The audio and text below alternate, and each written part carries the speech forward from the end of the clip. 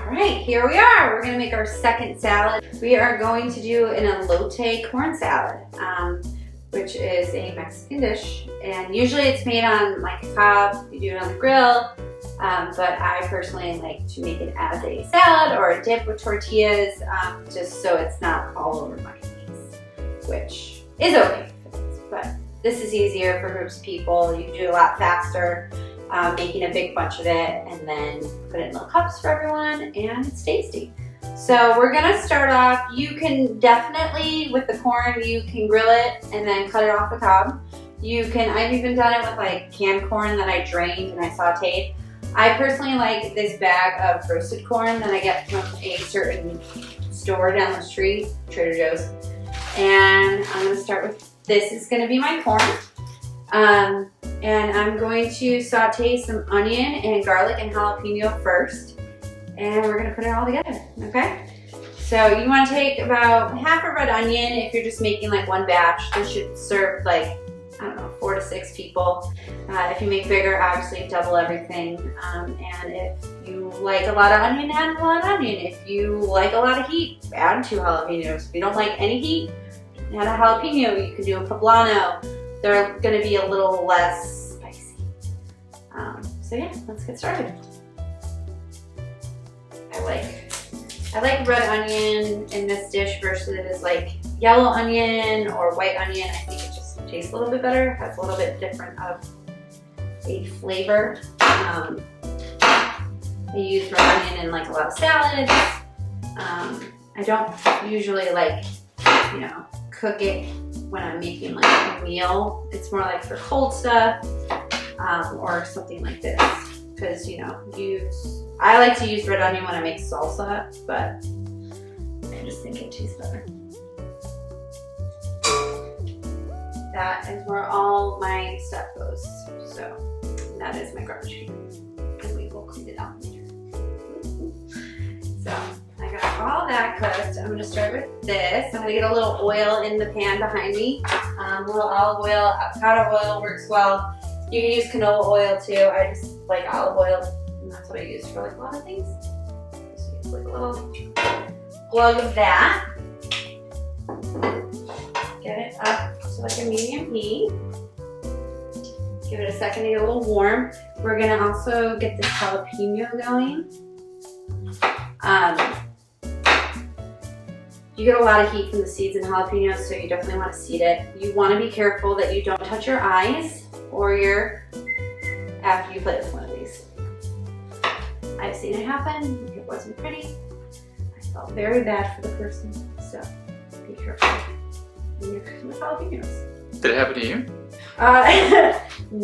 No. So can you tell us in detail when this was? Was it your husband? It was not my husband. It was somebody else.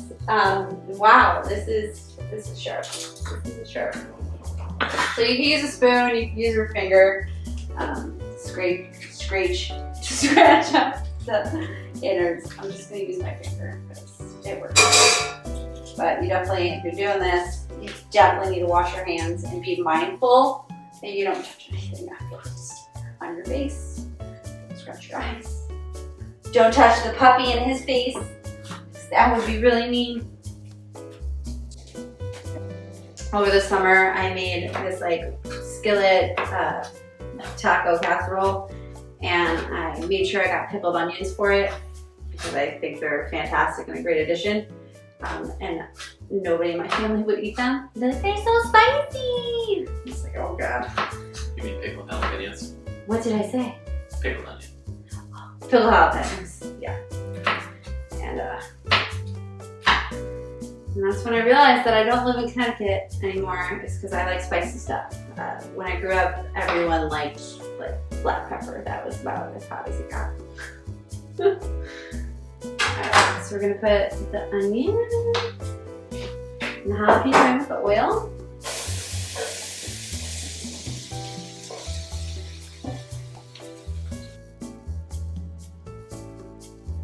Alright, while those are softening, I'm gonna get some garlic going. I love garlic. I probably use it more than any other ingredient. and braising it. I know some people aren't big fans of garlic. I know, weird. But if you're not a huge fan of garlic, I suggest that you roast garlic. It makes it taste different. It makes it a lot sweeter, more mild. It's pretty easy. You can just take a whole head of garlic, chop off the top, wrap it in tin foil with a little olive oil, 350 for an hour, and you have like this delicious, like roasty, sweet version of raw garlic. It's great on bread. You can add it just like you would add anything else. It's just gonna give it a little flavor, like different flavor than raw garlic. But we're gonna just take a couple cloves. I'm a big fan also of this little doodad, which is a garlic press. So it makes everything real fine, like almost like a paste, and it's easier to disperse in a meal, I find. And it takes less time than chopping it. So we're gonna do that.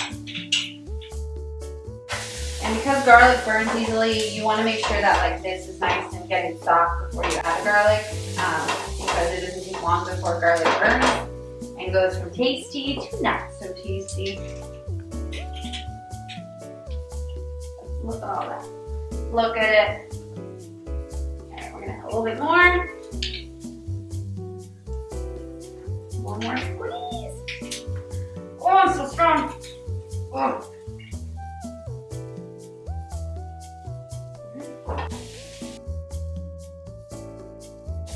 I'll let it chill for a minute.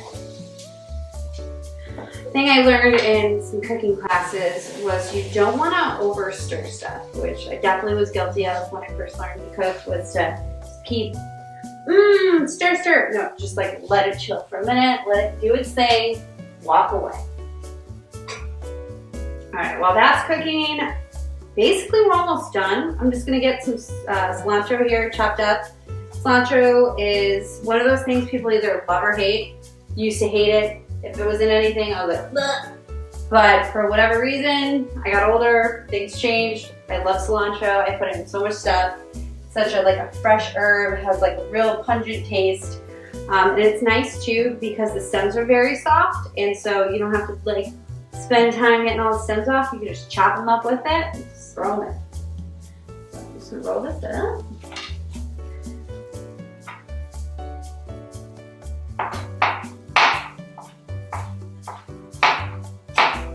So we're gonna add our corn. This is the point where you would take it off the cob or open the can. In this case, I'm opening the bag. And we're gonna put it in with the jalapeno and onion and garlic.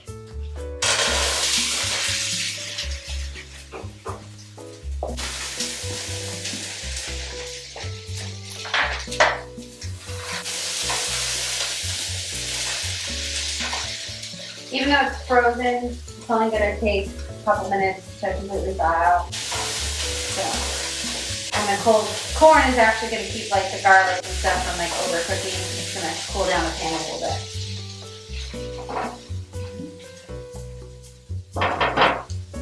Just going to let that hang out.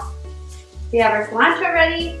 We can start making the base to our elote, which I'm going to do part mayonnaise, sour cream. We're going to have some lime in there, cilantro. I have some chili powder, which is bomb, and Matt is gonna come over and he's gonna chop up some cotija cheese, which is like a salty crumbly cheese. Queso fresco works as well. I've seen people use feta if they can't find cotija. Cotija is usually, I find it in like the refrigerated cheese aisle. Yeah, I just really like it. It's great on tacos, it's great in scrambles. I like salty cheese, and that's a salty cheese. You're gonna wanna do half mayonnaise. I forgot you had opened this mayonnaise. I was like, oh no! I'm like, wait, no, Matt made a sandwich with this. And half sour cream.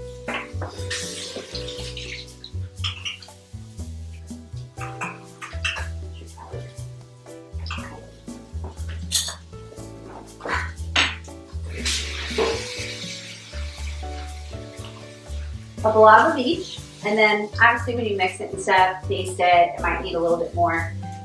Big fan of tasting as you go to see if things are coming together. I'm not a huge salt person, which I tend to like undersalt because growing up my mom had like high blood pressure, so she had like instilled this fear of salt.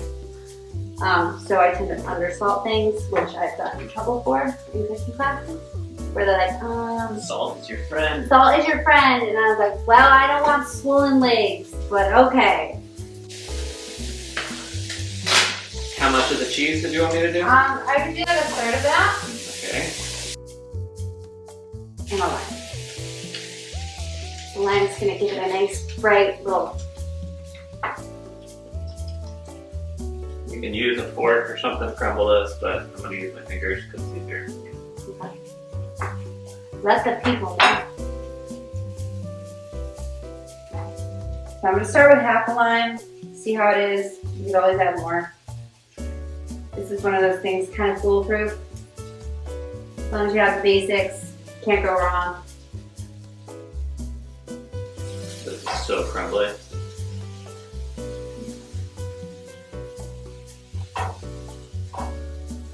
Do you like Elote now? Oh yeah, the Elote bomb. I mean, mayo, cheese, corn. How could you go wrong? Yeah. This. Alright, cheese is good. Alright. I need like another minute. Still a little cold. Don't lick my fingers. No. I draw a line. That is it. If the films weren't rolling, who knows? Depends on how many drinks you got in me. Do you need that drink? I'm gonna hit this with a little S&P.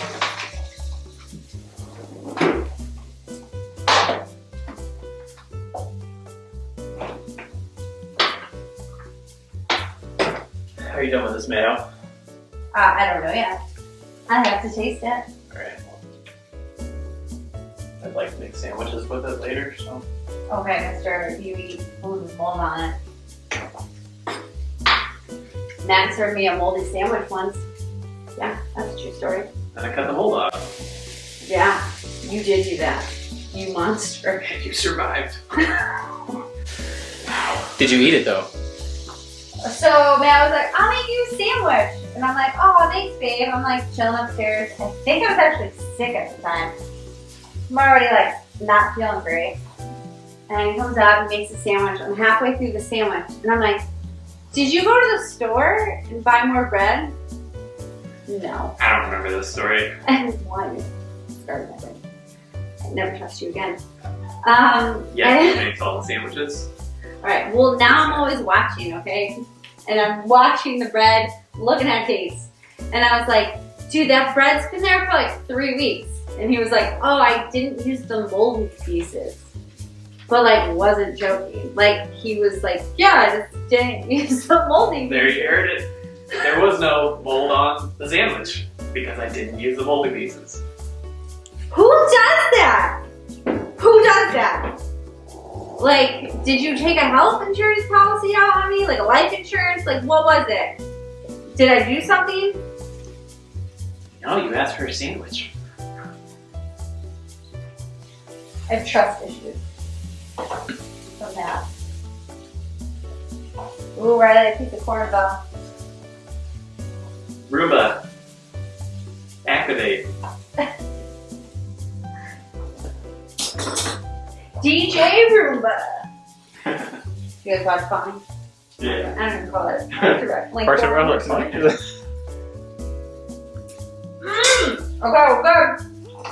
Oh.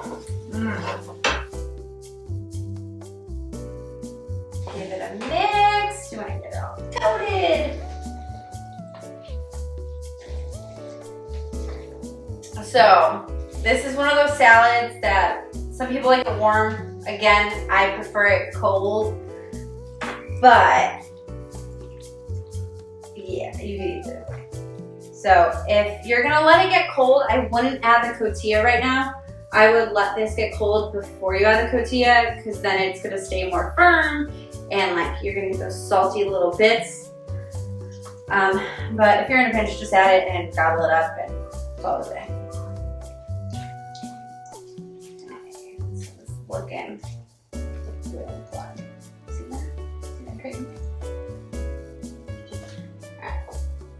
So we're gonna add some cotija.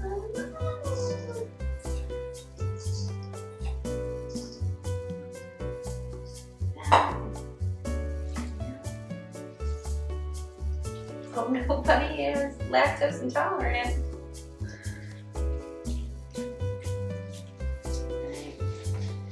Add a little chili powder.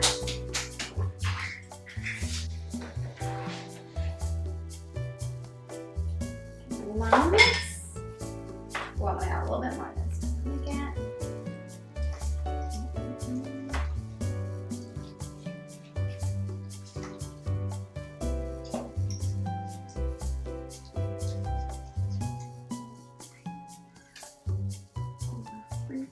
Make it look pretty. If it's pretty, you will want to eat it.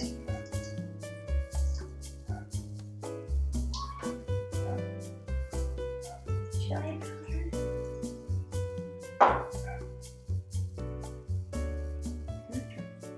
There you have it, folks. We got an elote salad. Do you want to see it? I like that. Isn't that pretty? Can you show us over here too?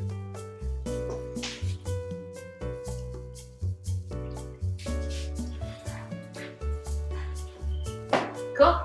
Do you want to try it then? Sure. Taste tester. No, don't. You would though.